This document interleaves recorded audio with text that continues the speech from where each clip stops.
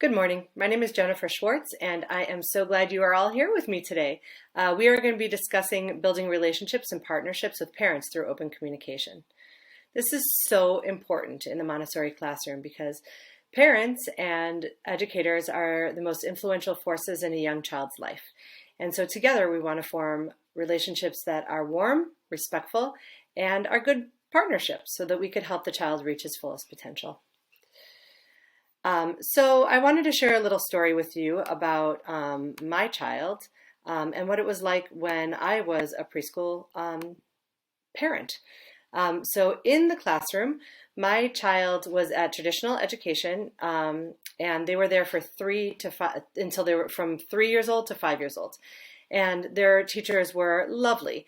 But this was back in the time of we had some teachers who were just not quite comfortable with emails yet, so that tells you how long ago it was. But they also we just didn't really have a lot of time in traditional ed to meet and talk. And also they were not trained observers in the same way that we were. So I would sometimes get messages from them that would say something like, Clara is struggling to sit nicely on the rug during line time, or keep her hands to herself. Little things like that that are not unusual for a child at that age. And so when it came time for conferences, we would have conferences twice a year in October and in April. And when we had the conferences in April, when Clara was getting ready to transition to kindergarten, I was really, really surprised when they told me that they thought that maybe Clara wasn't ready for kindergarten yet. There were a few reasons why. One of them is that Clara is a young 5, meaning her birthday is in August, so she's one of the youngest children in the class. But also they thought maybe she had some attention issues, and that she was struggling a little bit to participate in the class fully and follow the rules, even though she was a bright child. So I was taken off guard. I was really surprised by it, and I asked some questions like, tell me more about that, and where should I go from here? It's April. We already enrolled in kindergarten. And then the 20 minutes was over, and I walked out of the room with more questions than I had answers. And I was really confused and wasn't really sure what to do with the information that I had. So we don't want to blindside our parents like that. We want to make sure that our parents have all the information up front, and that through being open and transparent and warm and comforting and caring, that they see that from the beginning, if there are any concerns, that we are observing and we're watching, and that we're sharing we're sharing the concerns with them. So one of the things I want to say right off the bat is that we really, as a community, have to normalize regular communication. I think that there's kind of this wall between us and the parents. And I think this happens a lot in education because, especially in Montessori, in the Montessori environment, where the classroom belongs to the child. It doesn't belong to the parent. The child comes into the class and does everything there independently without the parent's help. Sometimes with our help, but the parents are not really invited into the class on a regular basis. They see pictures and they get a little piece of what's going on, but I think normalizing regular communication with a parent will do a few things. One thing is it does not breed nervousness.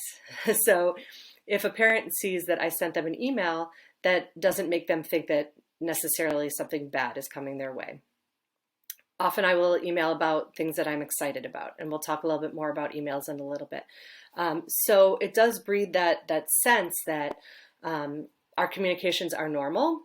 There's nothing wrong with it. It's not like being sent to the principal's office, and that having a Zoom call is normal. It's nothing unusual. Reaching out through email is nothing unusual. And even just like having a walk around the block 5 minutes before their child gets picked up from school to share something that happened that day, that could be normal too. So any way that you are comfortable communicating, and today I'm giving you some ideas of how I communicate, but normalizing it is really important because you don't want the parent ever to feel like, oh no, here's an email from my child's guide, right? It should be something that's exciting, or that they want to hear about. Even if it isn't something great, you want them to anticipate that you are going to be saying something with caring and loving eyes.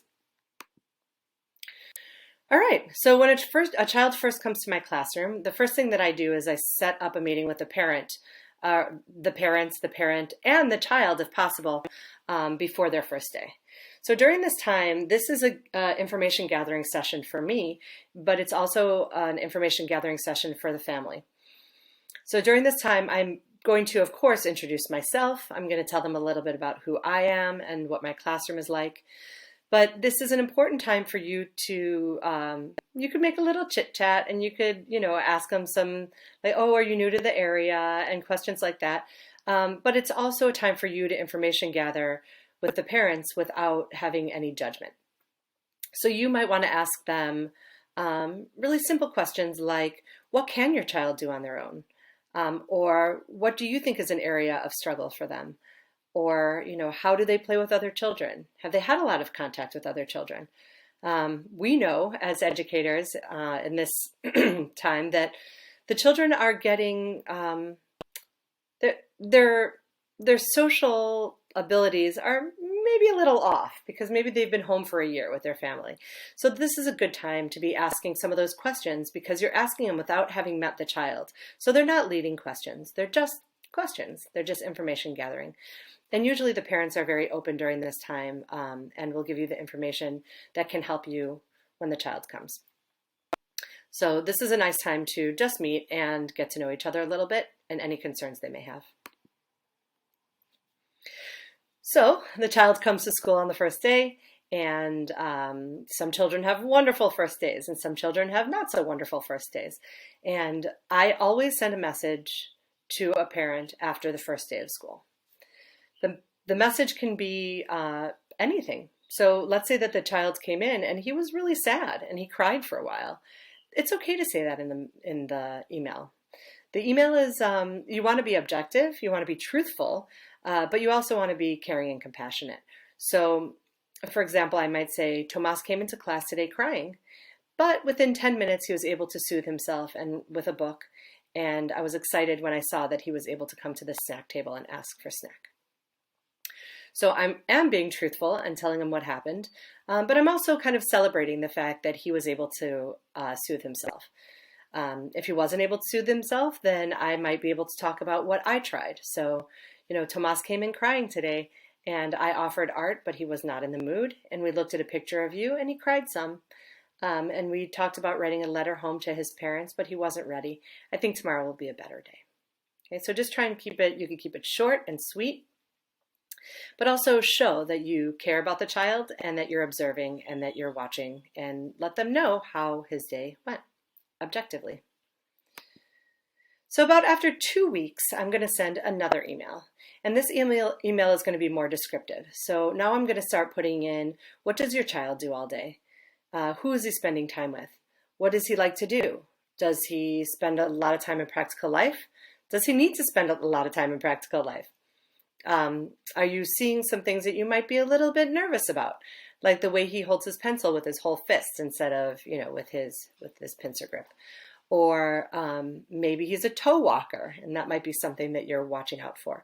So you want to celebrate. You want to say, you want to be objective, and you want to say words like I observed or I have noticed, which will help the parent know that you're paying attention and that he's not just another child in your class, but somebody you really are watching to help grow.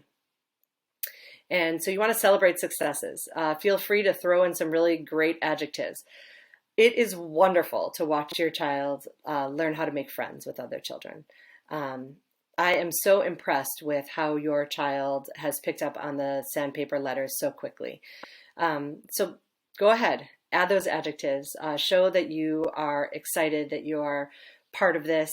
And if you're nervous or worried about anything, you could say that too. I usually try not to use nervous or worried, but I'll say, at this point, I'll say these are some areas of growth that we're looking for. Because these might be things that you will really have to work with a parent on as the child grows. And you're just kind of putting it out there, just planting a little seed. These are also things that might just disappear, and then you won't have to worry about them anymore. But if you do see anything at this stage, it's always good to start mentioning it now. The last thing that, well, at this point that I will do is tell the families that I'm available for discussion whenever they want, that any concerns, any questions they may have.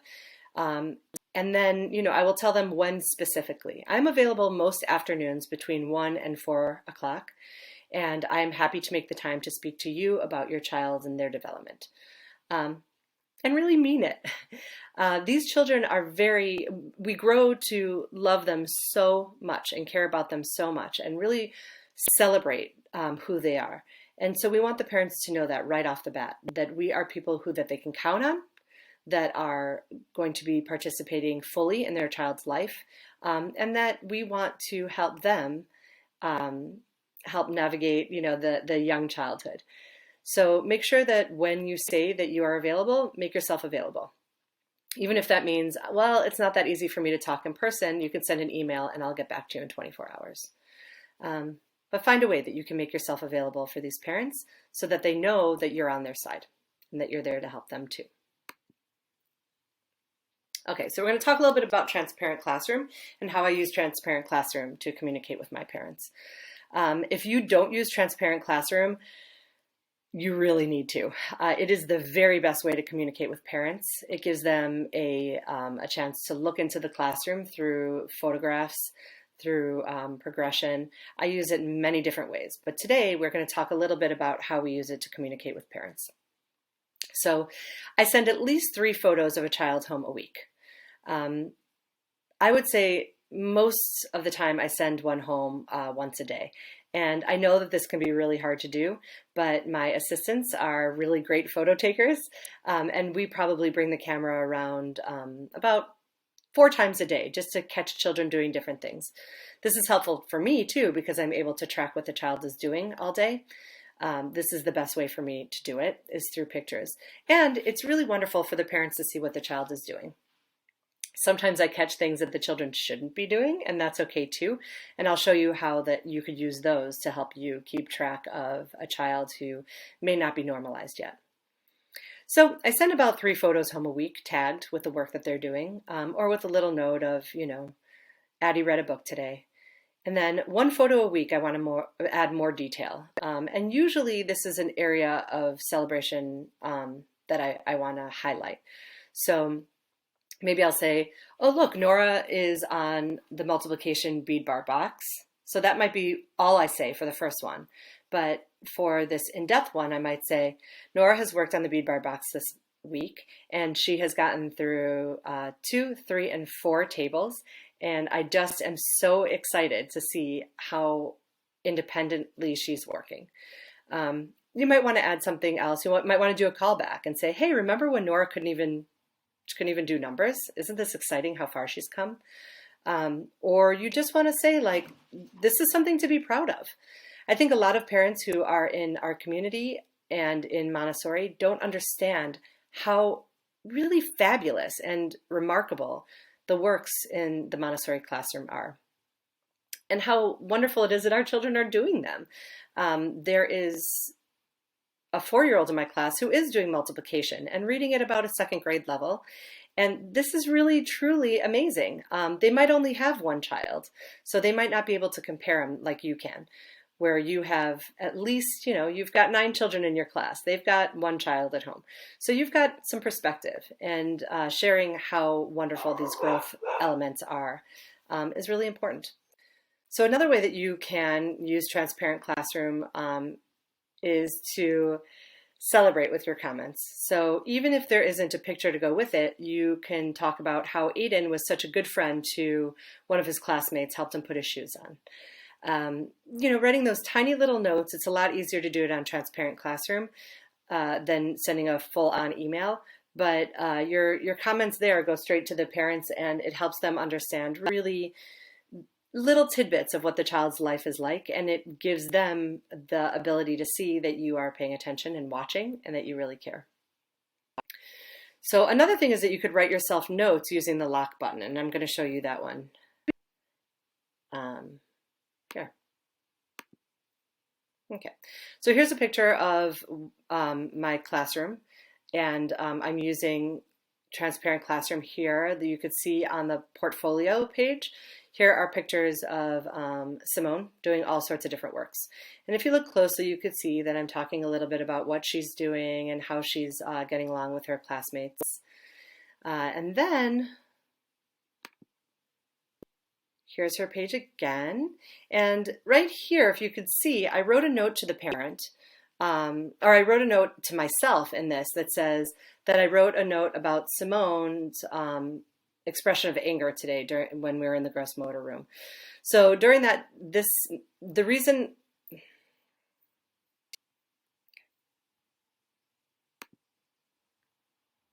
okay, so this is Simone's profile, and here I wrote a note to myself. So the way to write a note to yourself is you can go to the activity page and you can tag the child, and then you could write something in it. So here you could see at the top it says, I wrote a note to Simone's parents about Simone's aggression in the gross motor room today. All right, so that's a simple note, and then I locked it. So if you look really closely right there, there's a little lock. And if the lock is open, that note is going to go to the parents. If the lock is closed, so you can click on it, that note will not go to the parents. It will go into Simone's activity page, and that will be a note to myself. And so I might use that to write a note to myself if I sent an email to the parents talking about how Simone had an argument in the gross motor room today. And I'll talk about how to send emails and the language to use in emails in just a minute, but this is how I keep track of who I sent the notes to. And then it will show up on Simone's activity page. But as you can see up here, there's activity, progress, photos, and portfolio. So what I'm going to want to do so I can keep an eye on it myself is I'm going to tag that. I'll go here where there's these little dots and open it up, and I will save it to the portfolio. So now this is Simone's portfolio. These are some pictures of Simone as she has grown, some works that she's done here, some multiplication bead bar that was the decanomial box I was talking about. So this page is a good way to keep track for yourself of what notes you wrote. So here I wrote, her expression of anger in the gross motor room. And then maybe I'm going to write another note to myself that says, I talked a little bit more about, 2 days later, I had to send another note about how Simone was physical with another child. And so I might go through that and have here a list of all the times that I contacted the parents, and I could kind of pull out the ones that are maybe about how Simone was physically aggressive. I'm of course using Simone as an example because she is not physically aggressive, but for the purposes of showing you how things are going, this is what I wanted to do. So that is how I use Transparent Classroom, and it's really just a nice guide. It's like a notebook, but you could do it inside of the computer. And then anybody who wants can go in there. So I could show my head of school. Well, I wrote this email, this email, this email, this email, and I got these responses, and I could put those in here as well if I wanted to. All right. So there's a lot of times that you want to communicate with the parent, and there's a lot of different ways and reasons to communicate with the parent. And here's just some of them. So as I was talking about communicating, making communication normalized, sending notes home that are, just sharing a funny story with a family will get them excited about getting an email from you. It also shows that you really are enjoying the child. So, I think the other day I shared a story. There's a child in my class who came in and pointed at a boy named Stephen and said, that's not Stephen Colbert. And I just thought that was really funny that like a 3-year-old told me that the Stephen in my class was not Stephen Colbert. So I just wrote a little email home telling the parent this funny little anecdote. You could also tell the parents about how their child helped a fellow classmate. Like I said before, there's a child in my class who loves to help the other children put their masks on and help with their shoes. So every once in a while, I'll write a little note home saying, your child was so helpful today. They helped a classmate do these things. Also, if a child is having a difficult day and you know that the parent that there's a chance that this child might go home and tell the parents about it. It's always good to give them a little bit more insight. So, for example, I had a child the other day who refused to eat lunch. He wouldn't set up his spot and he wouldn't eat lunch. So I sent a note home to the parents, an email home, letting the parents know that he chose not to eat lunch. And I can't really, I know that he was a little bit upset about something that happened, and I described the circumstance and told them what I did. So he would, I kept inviting him to lunch. He would not come.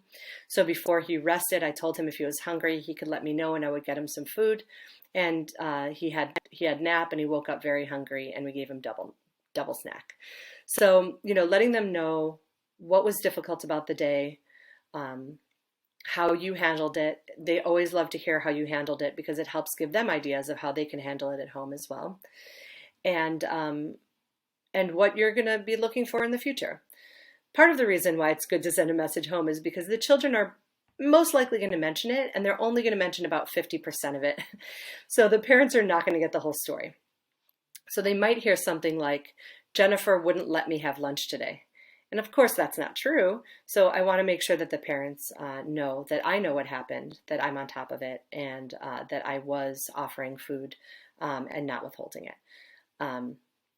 So other transitions, it's always good to talk about that too. If a transition right before lunch is very difficult for a child, and it is consistently so, it's always good to send a message home, because now these things might be a bigger problem down the road. As well as a pattern that arises that concerns you in any way. So being aggressive towards another child, any academic, like every time they do the sandpaper letters, they turn them upside down. Anything like that that you think may turn into a problem and that you're keeping your eye on, communicate with the parents. And when you send those emails, you want to make sure to be adding a little bit of yourself to them. So we'll talk a little bit more about how we are going to write those emails. So you want to do it when there are good times, and you want to do it when there are not so good times, so that the parents know that you are there to partner with them and giving them insight into their child's day. So some of the language that helps when you are communicating with the parent, especially if you're communicating with something that it concerns you, is using language that helps build trust and collaboration. So we know many children, even if you're pretty new to Montessori or even pretty new to teaching, you have a larger sample size than most parents do. We see the children in the toddler room, and in the infant room, we have an idea of where they're coming from. We are the experts of our classroom. And I don't expect that everybody knows everything, but you do know a lot. And even having gone through the basic training is going to give you a lot more information than the parents have about how we conduct things in the Montessori classroom. So they might be turning to you for some answers. They don't expect you to have all the answers. In fact, they don't want you to have all the answers. So the best way to communicate that is if they ask you something and you don't have the answer, you could say, I don't know, I'm going to find out. Or you can say, let me talk to my head of school and I'll get back to you about that. And then there are a lot of ways that you can figure out how to get those answers. There are your manuals that you got when you were going through training. There's heads of school. You could ask for a peer mentor guide through Onward. That would help. Find a mentor in your own school who could help you with this, somebody who's been around for a while. So there's a lot of ways. And that is a whole other discussion that maybe we'll discuss another time about how to gather information and how to learn things that you don't know yet, because nobody knows everything. But you are the expert in your classroom. And on that note, the parent is an expert in their child. They've known their child longer than we have, and they see them all the time. So they probably know some things that we don't. So if I have a concern, for example, Margot is, I'm observing that Margot is being aggressive with the other children in the gross motor room. So that might be something that I send out to the parents. In that email, I'm going to say things like, what do you think? So, have you seen this before, right? Do you have any insight into what might be making Margot feel upset? Using language like, your child best is helpful, because We don't want them to think that we're stepping in and we're taking over and we're telling them what to do. We know that they know their child best, and we want to work with them to make it a better place for their child at school and at home. Have you seen this at home, and what strategies have you used? Making a strong home-school connection is very important. So asking parents what strategies have they used at home, and that we could try those at school, and maybe they'll work perfectly and it would be great.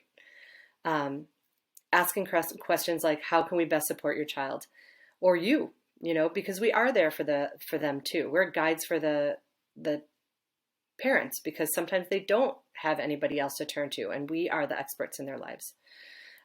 So you always want to end an email with an open-ended question too, because that will encourage the parent to email back.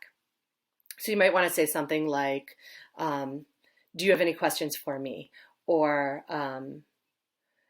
I would really like to help Margot hold her pencil correctly. Is this something that you see at home? So ending with an open-ended question is encouraging the parent to write you back. So this isn't just a one-way conversation. We're doing this together. And then at the end, a little bit of encouragement. We're all Team Margot, or we're going to help we're all going to partner together to help Margot overcome this obstacle. So that they know that, we're all on the same team here. We're working together for your child to reach their best potential. So right now we're in the time of COVID, and it is hard for us to get some parent FaceTime, basically. So don't ever hesitate to Zoom. I think that parents love when you Zoom call them, because even if it's just for 10 minutes, because they see how your face lights up when you talk about their child, and they see that you're taking the time out to help coach them, which is really important. So building a community and a sense of belonging in the Montessori classroom is sometimes difficult to do, especially right now, but it's even more so important that you do these things. So when parents are allowed in the classroom, parent visiting mornings are a wonderful thing to do. And so what we do at our school is, or in my classroom and in our school in general, is we will invite parents to come one at a time for about an hour in the morning. And the child will show them around the class. We'll show them works that they do. They'll talk to them about the class pet. They'll introduce them to the other children. And then this way the parents are in the classroom. They get to see what's going on firsthand, and they get to see your interactions with the children. And this is only going to build a more positive relationship with the parents. Currently, I'm doing town hall meetings once a month, which is I'm picking a topic or asking the parents to pick a topic, and we are getting together and talking through Zoom, the whole parents of the class. We're all getting together and talking about something important. We've discussed charitable givings during the holiday season. We've discussed diversity and welcoming different types of people into our classroom. This month we're going in depth about math, the math area in the Montessori classroom. So there's many different things that you could discuss: toileting, social interactions. There's so many different things. So I really encourage you doing that, especially now that we can't have large gatherings. Playdates in the park on the weekend. You could schedule one once a month. You don't have to be there. They can go and play together. After school picnics once a month. Everybody meets at the park at 5:30 and we have dinner together. Or family show and shares, which is when a parent or a set of parents will come in and talk about something that's important in their family. We've had a family come in and share Diwali with us, and another family did Chinese New Year. So this helps build diversity, but it also helps build community and a sense of belonging in your classroom. So thank you so much. There's so many more things that I could talk about today, but I covered the basics, and I am really excited for you all to go out there and use some of these strategies in making partnerships and building good communication with parents. If you need some more help, please talk to your head of school. You could also find the Onward peer mentors, and they could help with these as well. All right, guys, I know you can do it. Have a great afternoon. Thank you for joining me today.